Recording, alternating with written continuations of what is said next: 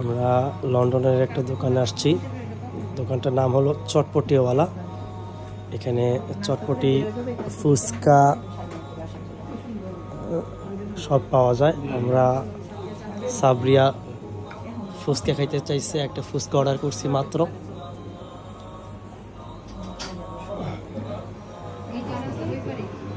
সেজান, তুমি কি খাও? দেখাও আইসক্রিমটা, দেখাও কেমন।